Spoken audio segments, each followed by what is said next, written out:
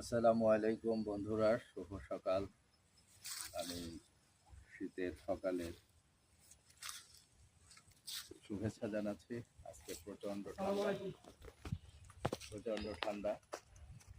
শীতের মধ্যে যদিও সূর্য উঠেছে, তারপরেও শীতের তীব্রতা আজকে অনেক বেশি অনুভূত হচ্ছে। কারণ হচ্ছে যে শৈত্যপ্রবাহ যে বিষয়টা, সেটা কিন্তু মূলত আজকে থেকে আমার কাছে মনে হচ্ছে শৈত্যপ্রবাহ কিন্তু যেটা বোঝায়, সেটা কিন্তু ইতিমধ্যে আপনারা দেখতে পাচ্ছেন যে বাতাসের বেশ একটা গতি আছে। এবং যদিও টেম্পারেচার বলা হচ্ছে 7 ডিগ্রি সামথিং, কিন্তু আজকে অনুভূত হচ্ছে এই মুহূর্তে আমার কাছে মনে হচ্ছে যে 6-এর কাছাকাছি।